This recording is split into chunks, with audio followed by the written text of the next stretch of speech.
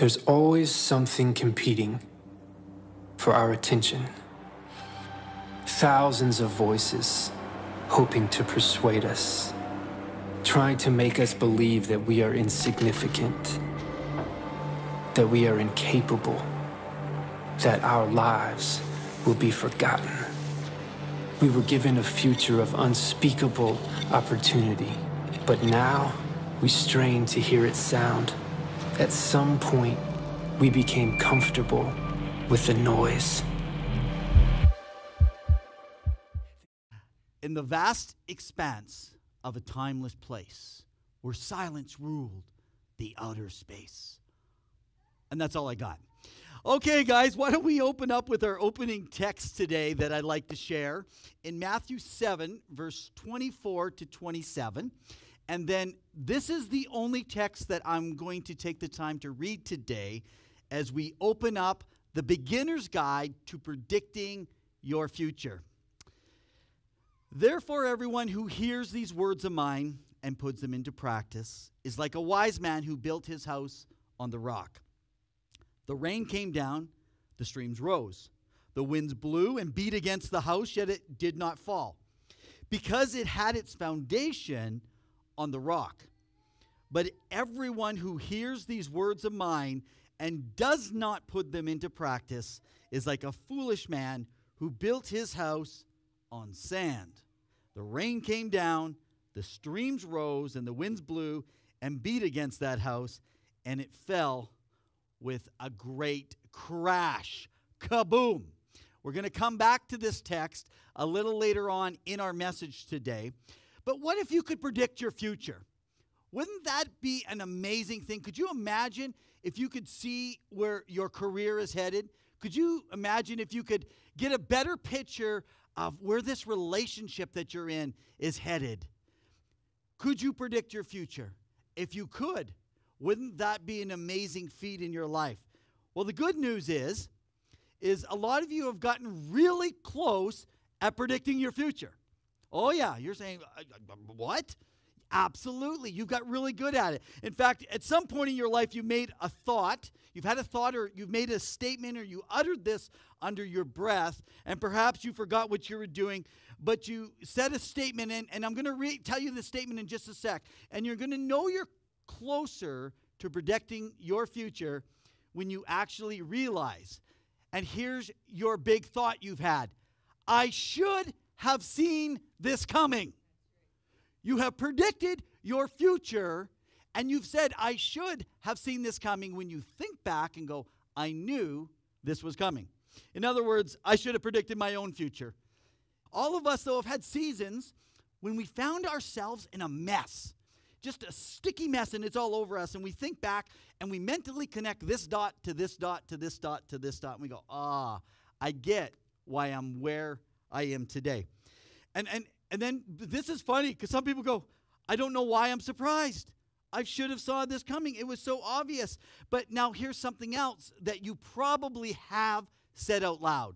Another prediction, and it's not about yourself, but it's about someone else. And we've all likely said this. Even if we don't want to predict the future, we probably have predicted it. And you have said this next big statement. You should have seen this coming. So not only I should have saw this coming, but you should have seen this coming. It's a statement you've made. You said it to your friends. You go, you should have saw this coming, buddy. You've said it to your spouse. You should have saw this coming. You've said it to your family members, your coworkers, that you should have seen this coming. Maybe it's your kids. People are making decisions, and it's actually like watching a train wreck in slow motion. You should see this coming. We all have seen it coming, but they did not see it. It's like two cars coming to an intersection, and you're about to witness. I've witnessed some accidents, and it felt like slow motion. And I could predict seconds before of what was going to be happening. You can predict the future. And the inevitable happens in a person's life. Now, have you heard this? I can't believe she broke up with me. Absolutely. He's broke up with you 6 times in the last 6 months. Everybody saw this coming, but you. How about this one? I don't know how I got in this much debt. Really? We all know how you got in that much debt. Have you checked your credit card lately? Have you checked your online ordering? Have you checked the amount of spending at fast food restaurants? We all saw this coming. It's not a mystery to anyone but you. You're the only one it's a mystery to. I can't believe I'm in debt. But you might have been able to predict your future, but definitely you were able to predict someone else's future. And the question is, why is it that you can see what someone else can't, but they can see in your life what you can't? You notice that? It's always easier to see something, and that's why we gossip. That's why we talk about people, because we can see in other people's lives and not in our own life. And the crazy part of this is we actually do see in our own life, we do see the things happening. Maybe it's professionally, our career and where it's going. We see it, but we don't acknowledge it. It's just like we push it off to the side. Or maybe it's financially in our life. Maybe it's academically. We're like, I can't figure out where I went wrong in my academics, where I struggled at. Well, actually, if you stop and look, there was a lot of things showing you the direction you were heading in. Maybe it's with a fiance. Maybe it's with a friend or someone that you care about. People say, I didn't know I was morally starting to fail, but everybody else saw that you were morally starting to fail. Everybody knew where it was going, but instead of facing it, we refuse to look at it, and we just keep headed in this same direction then in life. And finally, when we end up at our destination, we act surprised. How did I get here? This has been known to me. In more areas of our life than we like to admit, we can predict our own future. Now, I need to give you a little bad news, but I'm also going to give you some good news. And this is going to help explain why you're experiencing maybe what you're experiencing. And let me gently give you the bad news. And this is really sad. This can be really depressing, but I must give you this good news. Here's your big point. Most of your personal problems can't be fixed. Most of your personal problems can't be fixed. And yeah, I'm hearing a lot of whats. You're like, what? What's going on? What do you mean I can't fix my personal problems? My life is over. Here's why. You fix a car. You fix a computer. Your snowblower goes on you, you fix your snowblower. You got plumbing problems, you fix the plumbing. You get a dog fixed, but that's a whole different ballgame. You get all kinds of things fixed in life, and when you're done fixing them, they're just as good as new. And if they're not as good as new, you take that sucker back and you go get your money back, and then you get something better. You buy something new. You just figure a way around it. It's just like something has never happened in your life. But most of your personal problems will never be fixed. You know, if you got a crack in your windshield, you can look at fixing that problem. It's as good as new. But now I know I shouldn't have to say this, but I am going to say this today. You're not like a car. You're not like a computer with memory. You were created with God and you have memories. That means you're much more complex than an electronic device that you fix. You've been created with so much complexity, and you cannot be plugged in and just fixed. Sorry, ladies, you can't fix them. In terms of our personal problem, we can overcome them. We can cope with them. Some people try to leverage their personal problems. Some people try to take their personal problems out on their children. You can also just serve as an overall bad example to everybody else. But here is something that's important. Your past is your past. There's nothing you can do to change your past because it's past us. That's the bad news. But I got some good news for you here today. And this is where we're going to go for the next few weeks in this series on the Beginner's Guide to Predicting Your Future. While most of your personal problems can't be fixed, here's your good news, your big point. Most personal problems can be avoided. You can't fix them, but most of them, you can avoid them. This message series is really about avoiding what you can avoid so that you have less to cope with later. You guys have enough to cope with in life. Why don't we find the things that we can find ways to avoid the problems that could come, if it's possible, and potentially predict some of our future in advance? It's really about avoiding the things that can be avoided, because we know there's so much in life that's going to come, and some things we're not going to be able to avoid ourselves. And at the center, I believe, of this entire message is really a single principle.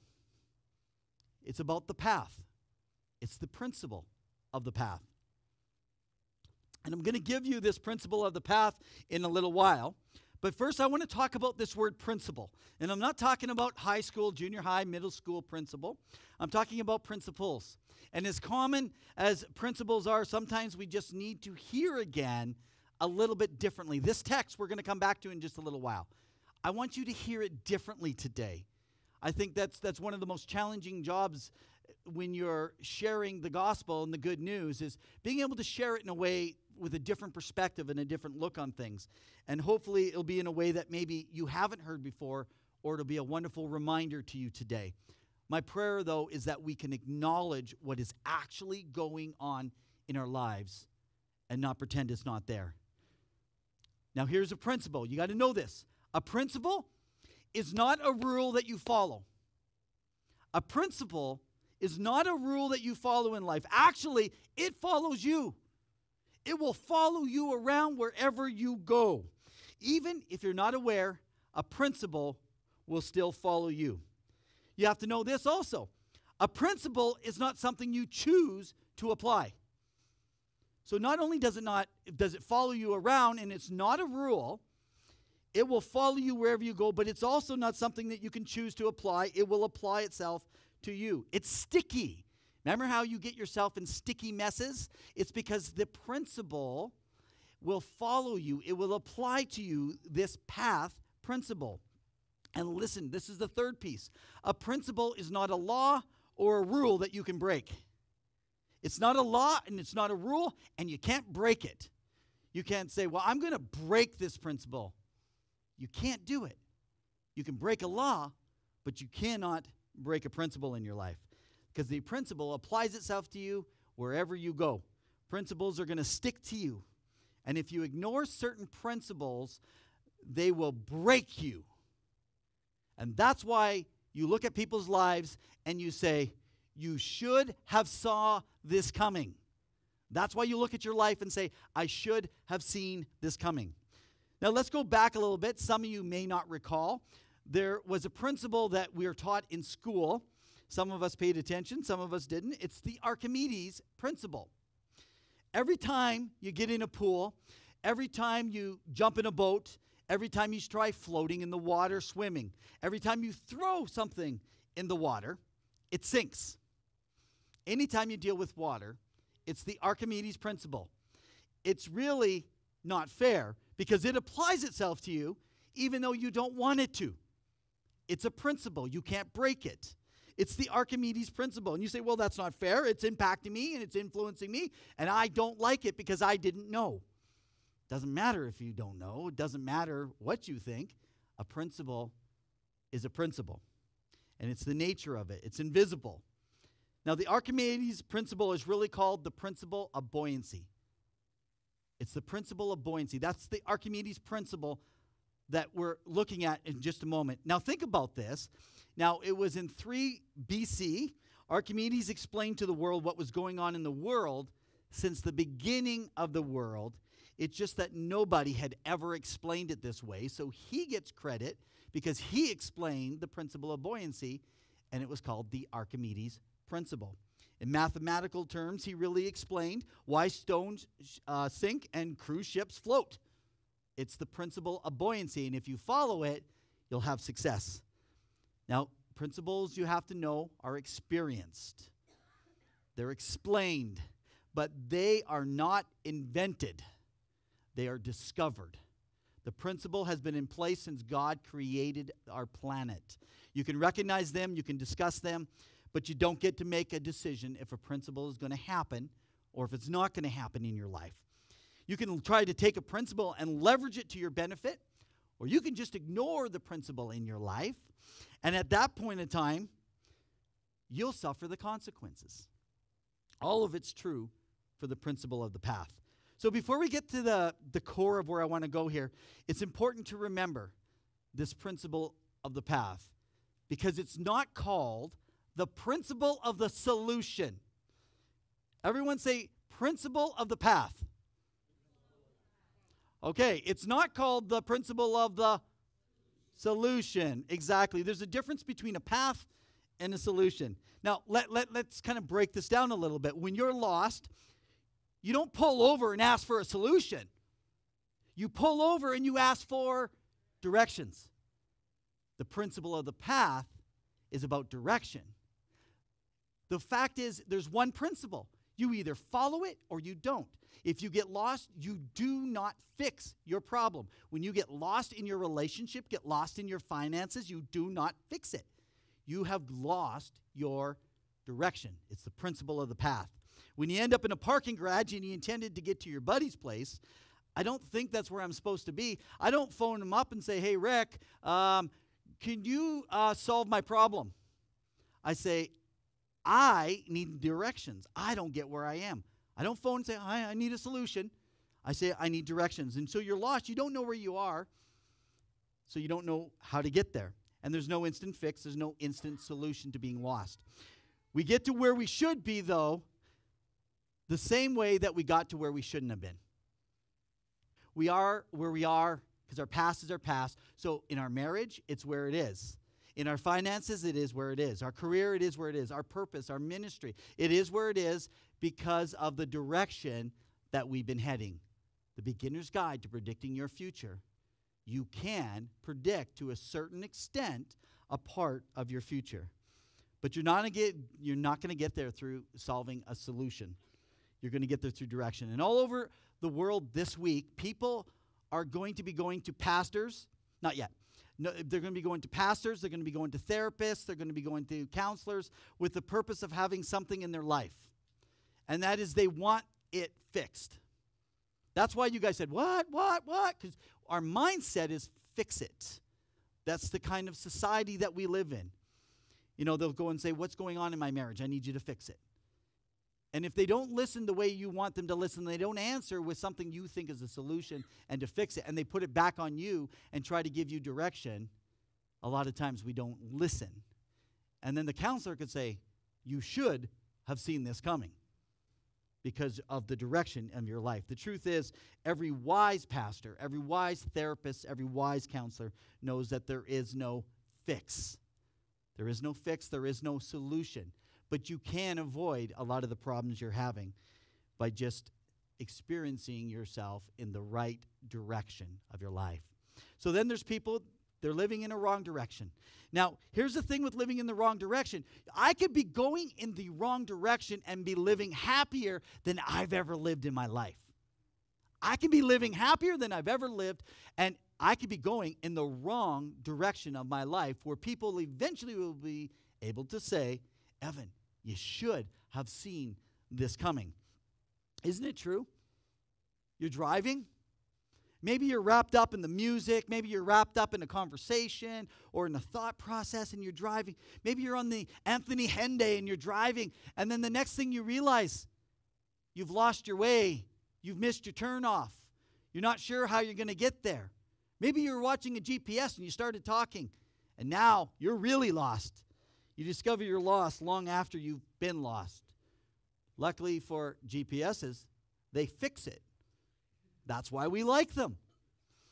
But the problem is we still need to change direction for ourselves in order to follow the solution that's been given to us by the electronic device. So you get lost in this because you've missed your way. And sometimes I believe that we're lost in our life.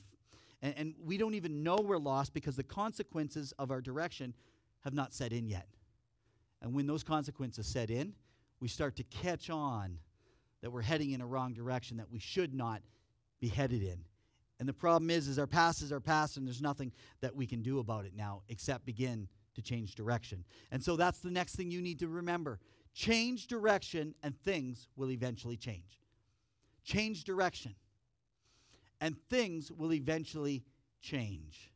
Just the other day I was heading to a location and I realized I went in the total wrong direction. Now, I couldn't just make a quick remedy.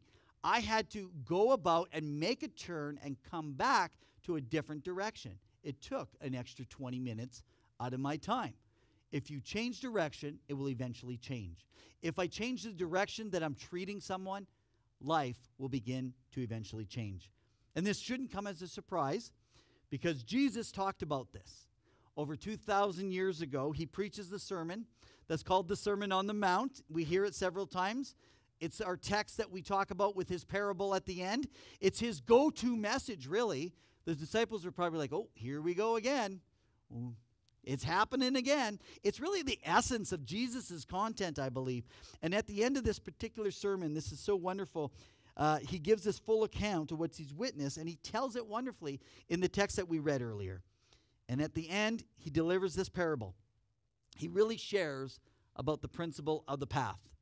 Think of this. Jesus understood that there was not a fix for your problems because he knew how the world works. Anyone who ever says you do this and you're going to get this, they have a vested interest that's not for your benefit. See, you can't just say, I'm going to give to God and then I'm going to have a whole bunch back. You just can't say, I'm going to do something with my kids and raise them and they're going to treat me like a king when I get older. It doesn't just work like that. Why? Because a computer has memory, but people have memories. We're more complex. There's a lot of variables and factors that come in that it's not so easy anymore. And Jesus doesn't promise a fix. He never has. And that's why I believe Jesus is so worthy of following. People say, well, it's because he died for me. He died for my sins. And yes, it was only he who could have done this for me. But it's not because he doesn't promise a fix or a solution. It's because Jesus actually gives me the direction so that I can change my life. He empowers me to make the change. And he invites people to live in a different direction. That was his whole ministry, to invite them to move in a different direction. He points the way forward, and he points the way out. So let's go back to this text now in verse 24. We're going to focus in on a couple key words before we close today. It says, therefore, everyone who hears these words of mine and puts them into practice is like a wise man who built his house on the rock. Let's talk about this word wise. He says he is a wise man. Now, a wise person knows that life is connected. Wisdom says life is connected. My past is connected to my present. My present is connected to my future. That's what wisdom begins to telling us. It says that, I'm not a car who can be fixed. I am a human being who is much more complex, and I can't just go on my merry way. I have to change direction because I've connected the dots. I should have seen this coming, so I will now predict my future in part by deciding what I do today will determine where I am in the future. He connects the present to the future. And you can predict to a certain extent that future. It's an indicator in your life of where you are now or where you will be in a week, in a month, and in a year. Let's go back. Next one says, therefore everyone who hears the words of mine and puts them into practice is like a wise man who built his house on the rock. Let's talk about this word build in the parable when Jesus gives this. This is a process. When you build, it's a process. You ever build anything? I get frustrated with the process. So usually I hire someone to do the building for me. So I don't have to go through the process of the building. But anyone who's ever built something, whether you're good at it or not, there is so much appreciation for life when you begin to build and complete something on your own totally.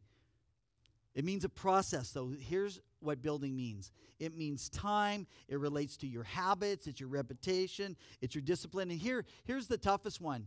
It's delayed satisfaction. When you build, there's a delayed satisfaction. I remember when we were building our house in 2003. I went by month after month after month. It was 13 months to build our house. 13 months. It was driving me absolutely bonkers. Back then, I don't know what they do now, but back then they allowed us to step in and check in what was going on around the construction area. I was probably not a good person to be going in there. Well, when are we getting this guy in? And when's this happening? And it was pretty frustrating, I'm sure, for the guys. But I couldn't wait till it was built. That's what being built is about. Now let's look at the scripture differently again. Let's look at the word house. In verse 24 it says, therefore everyone who hears these words of mine and puts them into practice is like a wise man who built his house on the rock. Now the content of this parable, what is a house like? A house is your life. It's your relationships, it's your career, it's your money, it's your pastime. So the wise man, the one who puts the things and connects the dots together, what I do today determines where I'm moving in the future. That will walk through the process, will build and take the time, will build his life, will build his finances, will build his education, will build his relationships, will build his ministry. All of those things. It's anything that's important to you. That is what your house is. But then Jesus comes to a statement that's really hard for a lot of people to really comprehend here. In verse 24, now we go to the word rock. He says, therefore everyone who hears these words of mine and puts them into practice is like a wise man, someone who connects the dots, who will build, who will walk through the process and understand there's a lot that needs to go into it, time and effort. He says, will build his house on the rock. Now some of us say we don't really build houses on rock. This is one of the more complex pieces people try to figure out in the parable. It's really tough when you have to build homes and buildings and structures on top of solid rock. But to this first century audience that was with Jesus, it represented something very specific, and everybody understood what Jesus was talking about. It represented the hard way. It didn't represent the easy way. There's no quick fix. It's not that easy. There's not just a solution. You need to change direction, and eventually you will get into the direction that you need to be going. But you got to do it the hard way. It's the expensive way. It's the time-consuming way in your life. This is the way where you go by the construction site day after day, just waiting for it to be done. You do it the hard way, but you have a home that is built well, and you have a life that is built well. Now, the next verse in 26 I want to go to, it says, but everyone who hears these words of mine and does not put them into practice is like a foolish man who built his house on sand. So I think you guys can pick the picture here where we're going. What does the word foolish mean? So we know wisdom means they can connect the dots. A foolish man is someone who cannot connect the dots. A foolish man is about now, not about later. How are you going to pay those bills? Well, you know what? I'm sure it's going to all work out. You haven't connected the dots. It's foolishness. In fact, actually, one of the interesting things with foolishness is it's like, I'm not worrying about what tomorrow is. The weather, you expect that the weather is going to be the same tomorrow as it is today. How many know that's foolish? Especially if you live in Alberta and in Canada. You have no clue what tomorrow is. But a foolish person is like an electronic device because that's how they believe. They'll just fix it. You know what? I have a problem. I'll just get remarried. I got a problem. I'll find a new girlfriend. I'll find a new boyfriend in my life. I can make this work. You know, if I have to, I just won't pay my bills. I'll just declare bankruptcy. You know what? Farmers are in debt, so why can't I be in debt? The truth is you don't think about tomorrow, and that's the foolish man. People talk about taking a trip sometimes. You ever hear this? They need to take a time out. They have to go find themselves. They're going to go away for a while. But do you ever realize the problem is them? And they're going to find themselves? And they're the problem? Maybe they need to spend some time with some wise people in their life. If you're going to take a trip, take it with a wise person. And by the way, if part of your problem is finances, don't take a trip. That's not wise. But then who am I to say that? Because they're the foolish person who already are where they are because of their direction. In 26, let's go to the word sand. Anyone who hears these words of mine and does not put them into practice is like a foolish, someone who can't connect the dots from day to day, does not understand my present determines my future. They built their house on sand. Now, I can imagine all the people. They probably groaned when he said, builds his house upon the sand. Because everyone knows how this is going to end. Everybody's probably been to a lake. You've been to the sand when the waves come in. You've been out at the oceans or in the seas. You know exactly what happens. Good luck building anything in the sand, especially when it's close by water here. And the assumption for this fool is that today's weather is tomorrow's weather, and it's not. It rarely is. You ever guys grow up and you sing this song? The rains came down and the floods went up. The rains came. Did you guys never go to Sunday school? Come on. That was something that I learned when I was really young. So listen to this in verse 27. The rain came down, the streams rose, and the winds blew and beat against that house, and it fell with a great crash. He's speaking of our life. He's speaking about how we do things. Are we connecting things? Are we being wise or are we being foolish? How are we building? And the implication is this, that there is no fix if you're going in the wrong direction. If you're building on sand, you're in the wrong direction. If you're building on the rock, you're in the right direction. But there is no fix. But what there is things that you can avoid in your life. Things that you could avoid that'll make it much easier, because there's things that you can't avoid. So let's avoid what we can avoid. All we have to do is just change direction. It's going to take time. We're going to have to rebuild. Some of us, we got to rebuild like we've never rebuilt before. You know, people say, I don't want to take the time, Evan. I'm getting older. At this stage of life, I don't know if I can go back to school. At this stage of life, I don't know if I want to try to love again. At this stage of life, I've just gotten it so many times. One thing that really bothers me is when people make excuses and they'll say, you're lucky.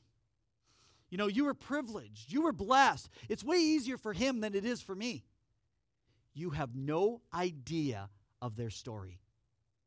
Just because somebody appears to be something does not mean they are.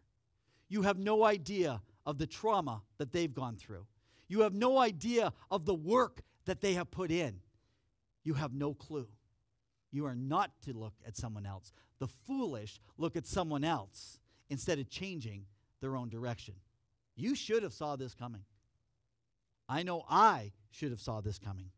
But it's really about cause and effect. The scripture refers to it as sowing and reaping.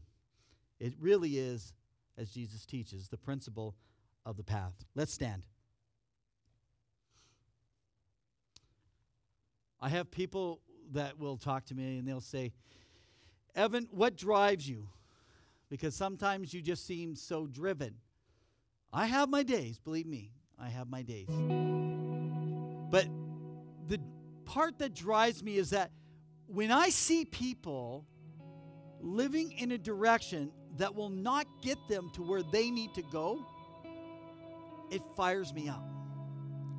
It fires me up because I have so much sorrow and sadness inside of me when you could experience something so much greater.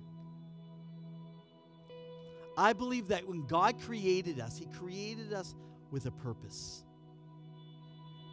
And it's like there's this empty hole that feels like is in your heart. And when you're not fulfilling your purpose, you feel empty. You try to fill it with everything in your life, but it just doesn't change. But what drives me is to help people move back into the right direction, to point the way to Jesus so that Jesus can show them the way out, the way to go in their life. I know that you've seen it happening in loved ones' lives. You have friends and people that you love dearly, and you really want to see them change direction in their life. You can't fix their problem. You can't bring the solution. But people can ask for directions. They can look for the right directions in their life. See, when I'm driving and I miss my turnoff, I might miss 10 minutes, a half an hour. But if I mess up my marriage, I could have missed an entire decade during that first marriage. I could have missed 10, 5, 15 years of my kid's life because I was letting my present determine my future. I was going in the wrong direction. And some of you, maybe it's your purpose. You've missed a decade already. Maybe some of you are just in the debating where I'm supposed to go. What is God calling me to do? You need to get serious before God and say, God, I need you to show me. Heavenly Father, we thank you today. We ask that you would show us, God. You would show us our direction that you need us to go. Father, I pray that people would begin to see the purpose in which you have called them to. That they would begin to follow the direction, Jesus, that you instructed. You came from heaven to earth to do what you did, to die for our sins, so that we would follow you and change direction. God, I pray that we would change direction today. If you've been going backwards, today's your day. You just have to reach your hand and say, God, I'm changing direction. I'm changing direction, Lord, so that I can go in the direction you need me to go. Maybe it's in your relationships that, God, today I'm changing my direction, because my anger in this present will determine my relationship with my friends and my family in the future. May I not miss out, but may I partake in what you have for me, God. If you're even here today with every head bowed and every eye closed, Jesus came to show you direction. If you're not following Jesus, may today be that day when all you have to do is just say, forgive me for everything that I've done. Today I choose to follow you, Jesus, to follow your direction. We thank you, God. God, I just pray even as we go this week that we would go with strength, and God, that we would go with peace and remembrance of what you say and what we need to do. We thank you.